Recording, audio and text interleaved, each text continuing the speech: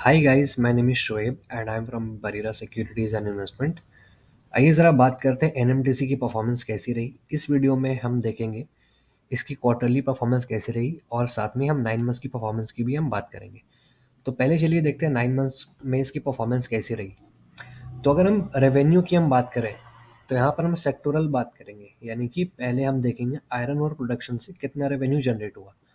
Iron और production से जो रेवेन्यू जनरेट हुआ था 2021 में, वो था गाइस सिर्फ कितना 218 करोड़ का, जो कि बढ़कर 2022 में कितना हो गया 283 करोड़ का। अगर हम आयरन और सेल्स की बात करें तो आप देखो 2021 में वो था सिर्फ 221 करोड़ का, जो कि इस बार बढ़ के हो गया 282 करोड़ का। अगर हम परसेंटेज के टर्म में अगर हम बात करें तो 30% इंक्रीज है 9 मंथ्स के बेसिस में आयरन और प्रोडक्शन में, 28% की इंक्रीज है आयरन और सेल्स में।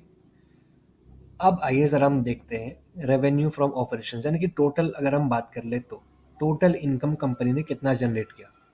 तो टोटल इनकम कंपनी ने जो जनरेट किया था 2021 में, वो जनरेट किया था सिर्फ 8,787 करोड़ का, जो कि इस बार बढ़ के डबल से भी ज़्यादा है ना। यहाँ पे भी आप देखो परसेंटेज के टाइम में 123% है, डबल यानी कि 100% होता, लेकिन 123% है। तो टोटल इनकम जो इस बार है एनएमडीसी की वो है 19,565 करोड़ का कंपनी ने टोटल इनकम कमाया है। ठीक है, तो हमने इनकम देखा, इनकम में शार्प इंक्रीज है, 123% की इंक्रीज है इनकम में। आइए अब जरा नजर डालते हैं इसके एक्सपेंस में। तो अब अगर हम एक्सपेंस की अगर हम बात करें तो एक्सपेंस जो थी कंपनी की 2021 में वो थी सिर्फ 4,154 करोड़ की, जो कि इस बार बढ़ के कितनी ज़्यादा हो गई 9,464 करोड़ की। तो यहाँ पे भी आप देखोगे 128% का इंक्रीज है एक्सपेंस में। जिस तरीके से 123% का इंक्रीज था गाइस टोटल इनकम में, उससे ज़्यादा इंक्रीज है कंपनी के एक्सपेंस में, यानी कि 128% की इंक्रीज है कंपनी के एक्सपेंस में। अगर हम मार्जिन्स की बात करें, एबिलिटा मार्जिन्स की अगर हम बात करें तो 57% थी 2021 में, जो कि घटकर इस बार हो गई 54%। तो थोड़ा मार्जिन का दबाव तो है। अगर हम पीबीटी की बात करें, यानी कि प्रॉफिट बिफोर टैक्स की, प्रॉफिट बिफोर टैक्स जो कंपनी का था 2021 में, वो था सिर्फ 4,633 करोड़ का, जो कि इस बार बढ़ के हो गया 10,101 करोड़ का। कितने परसेंट का इंक्रीज है गाइस 9 मंथ्स के बेसिस पे 118 करोड़ का।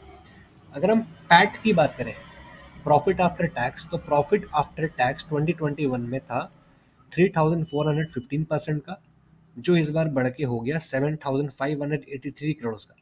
यहाँ पे कितना ज़्यादा इंक्रीज है 122% की इंक्रीज है। तो यहाँ पे अगर आप पैट की अगर हम बात करें तो पैट में तो इंक्रीज है 122% की इंक्रीज है पैट में, लेकिन एबिटा मार्जिन ही सिर्फ यहाँ पे थोड़ी सी मुश्किल है, क्योंकि एबिटा मार्जिन की अगर हम बात करें तो एबिटा मार्जिन थोड़ा सा घटा है, ज़्यादा नहीं घटा है, बस थोड़ा सा घटा है। 3% की गिरावट है एबिटा मार्जिन में। एल्स काफ़ी अच्छे फाइनेंशियल्स हैं अगर हम 9 मंथ्स की अगर हम बात करें तो। आइए अब इसकी क्वार्टरली परफॉर्मेंस देखते हैं।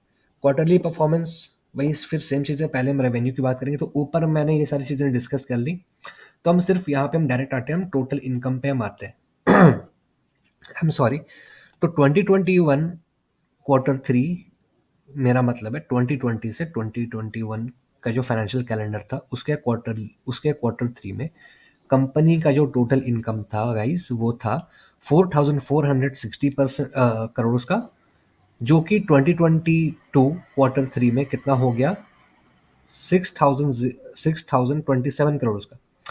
कितने परसेंट का इंक्रीज है 35% का इंक्रीज है।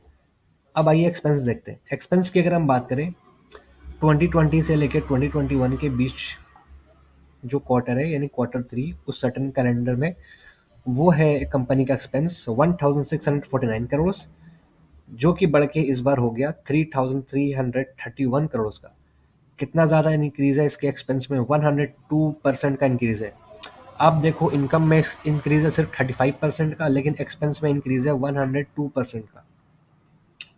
ठीक है, अगर हम एबिटा एंड एबिटा मार्जिन की अगर हम बात करें, एबिटा मार्जिन जो थे वो 66% थे क्वार्टर थ्री 2020 में, एंड क्वार्टर थ्री 2022 में वो घट के हो गए हैं 47%। अगर हम पीबीटी की बात करें, पीबीटी में भी आप देखो -4% है, डायरेक्टली आप यहाँ पे देखो -4% है, एंड पैट भी आप देखो -3% है। तो ओवरऑल क्वार्टरली रिजल्ट अगर आप कंपेयर करोगे पिछले क्वार्टर से, यानी कि कैलेंडर ईयर 2020-21 के बीच का जो क्वार्टर थ्री था, एंड अगर हम कंपेयर करें 2021 से लेकर 2022 के बीच का जो क्वार्टर थ्री है, उसमें आप देखो इनकम बढ़ी है, 35% से बढ़ी है, लेकिन एक्सपेंस उससे भी ज़्यादा बढ़ गया। 102% की जो इंक्रीज है वो एक्सपेंस में, एंड उसी का असर हमें देखने को मिल रहा है पैट में एंड एबिटा में।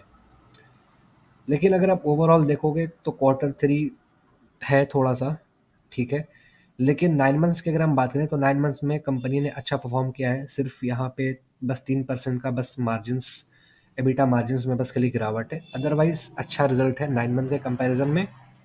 एंड क्वार्टरली अगर आप देखोगे तो ये मैं आपके ऊपर छोड़ता हूँ कि आपके नज़र में क्वार्टर ऑन क्वार्टर इसकी रिजल्ट कैसी है, ठीक है, क्योंकि इनकम यहाँ भी बढ़ी है लेकिन ज़्यादा इसके एक्सपेंस बढ़ गए हैं, एंड इसी वजह से आप देखो पैट हो गया, profit after tax, profit before tax, दोनों में आपको देखो नेगेटिव है।